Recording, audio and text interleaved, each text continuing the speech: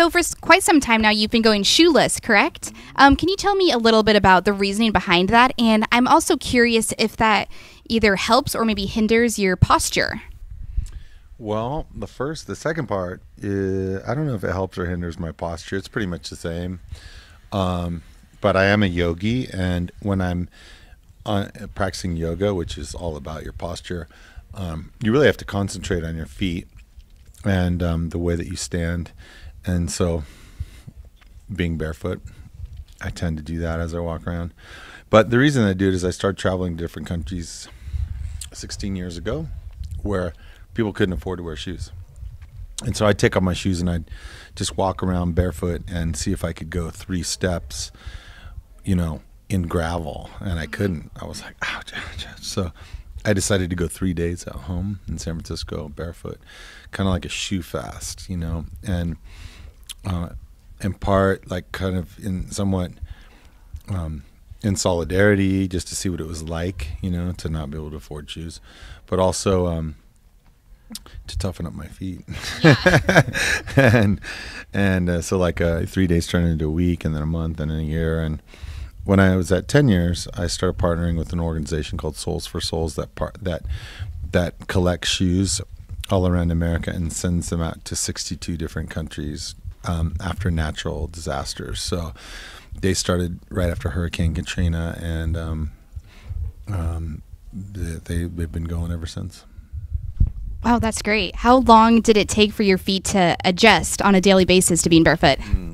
I feel like they're still adjusting. Like every step is different, and some days your feet are just like any other part of your body. Some days you wake up and your feet are tired and sore and feel out of shape, and other days you feel like you can just walk through fire. And last night I had a cut on my foot, so I wrapped it up and was put some ointments in it and ground down all the dead skin, and today I just took the bandage off like a couple minutes ago, so I'm seeing how it feels, and it feels a little tender. So I'll see if you see me sort of dancing to the left tonight, it's because of that. All right, well, now we know why he dances. So you've been to Bottle Rock every year, and you've been around locally. This is your second time here, I believe, and you're from Oakland. How important are your roots to you locally? Well, I'm a Bay Area kid pretty much. I was born in Oakland. I grew up in Davis and graduated from high school there and went to University of San Francisco, and I've lived mainly in San Francisco. I still live in Hunters Point in San Francisco now. And I feel like the Bay Area has a certain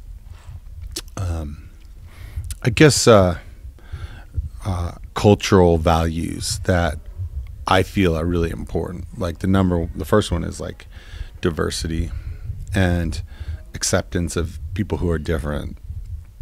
And as I travel around the country, I don't always feel that everywhere I go, but I try to carry that message with me everywhere I go. And so it's being from the Bay Area is an important part of who I am and the message that I bring out to the world. And I feel like when I'm in other places that maybe aren't so embracing and aren't so accepting of difference, like recently, for example, we played in North Carolina where they had passed these anti-gay bathroom laws, and anti-transgender laws. I felt like I could be there as a witness to growing up and living in a place where we do have this kind of diversity and acceptance, and it works. Everybody gets along. There's like no big deal, you know.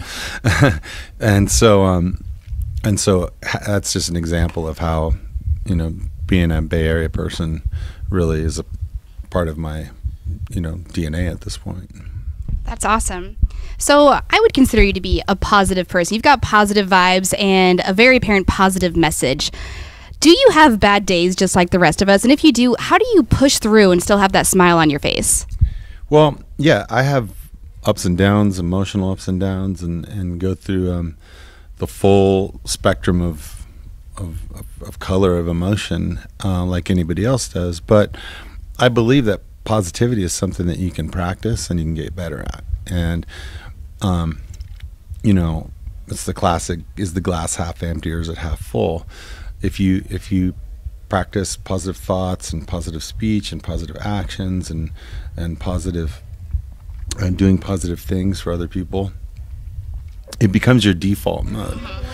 And it becomes easier for you to hit the reset button when you get into those funky places. You just don't slip as far off.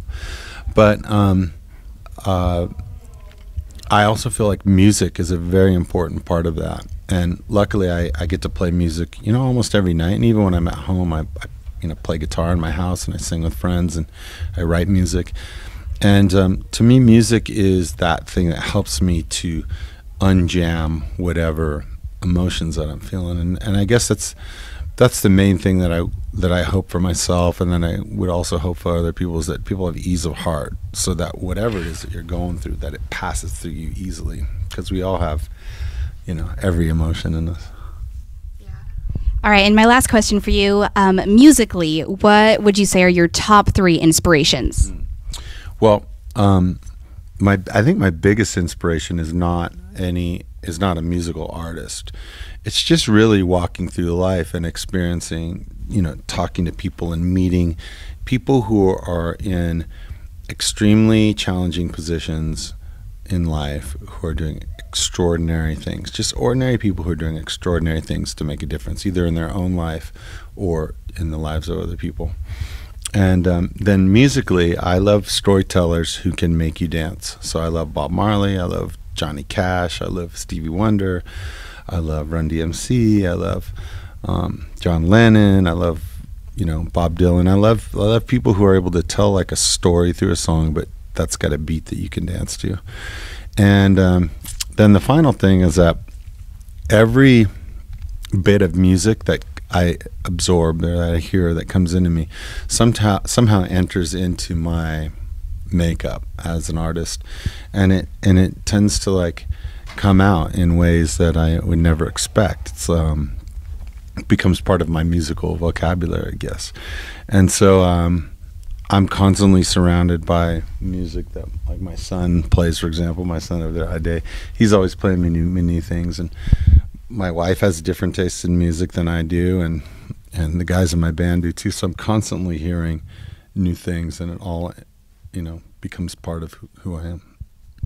Great. Thank you so much. Well, I was looking on your website and I saw your web series, Franti Friday, which I think is awesome. So what was the inspiration behind that? Well, we wanted to come out with just little webisodes that we could put out once a week, and so we started calling them Franti Friday. But they're just little fun things that we do on tour, and sometimes they are just about like what's happening, at the show with fans or whatever. And sometimes we do, sort of silly little sketches, like comedic sketches. Like this week we did the Franti Olympics, which is kind of a takeoff on the Olympic Games. And we always try to make it have a combination of, comedic fun with the fans, as well as, a little bit of heart that goes along with it too.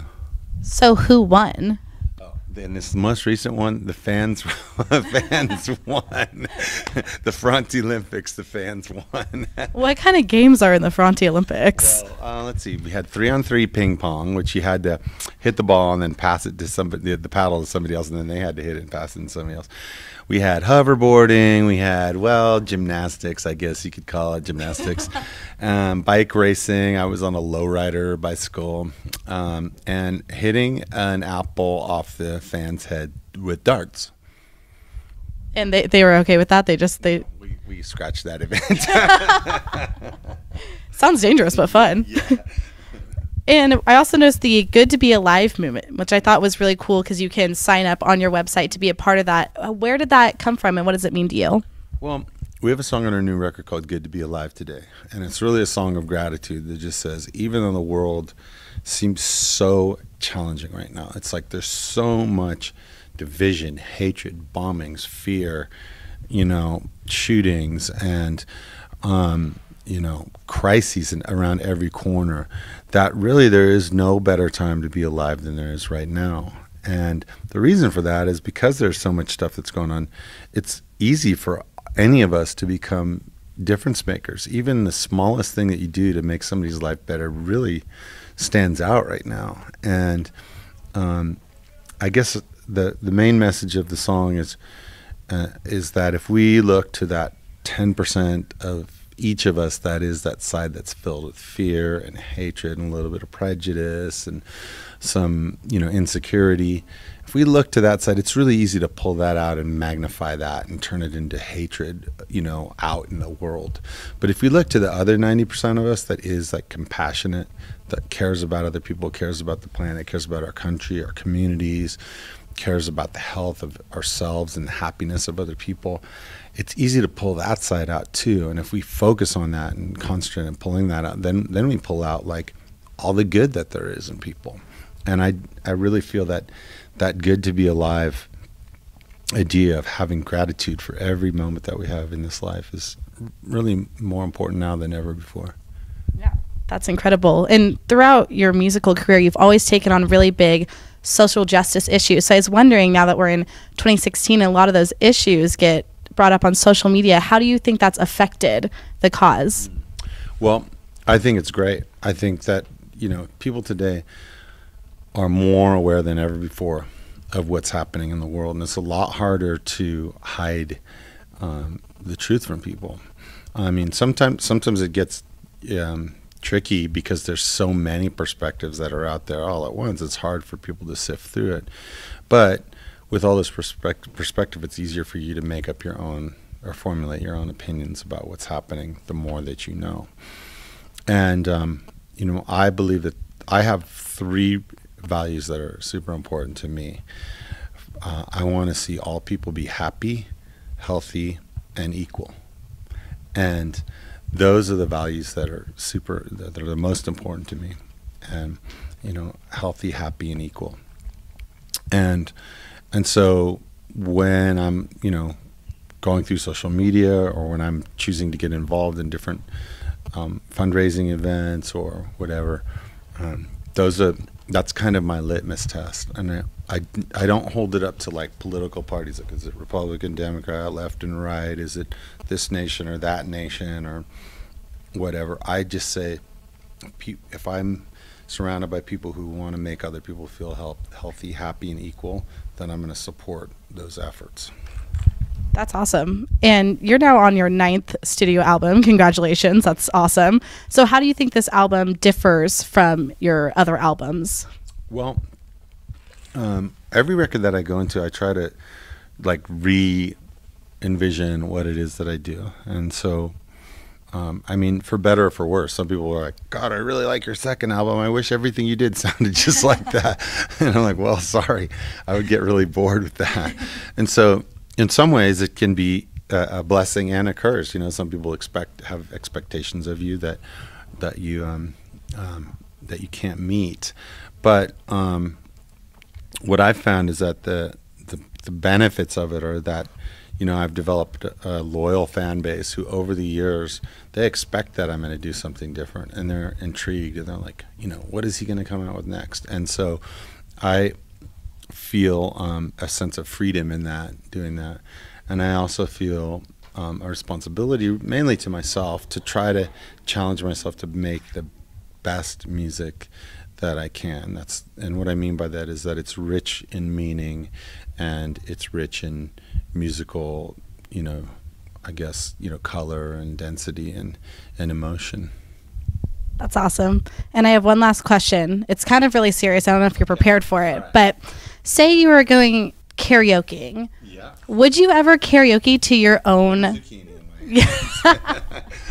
Would you ever karaoke to your own song? Oh, of course I would. And in fact, my wife and I often do. We'll be in the car, and if one of my songs comes on the radio, or if we're popping in a CD, or a lot of times we'll have our iPod on shuffle, and one of my old songs will come on, and we'll sing at the top of our lungs.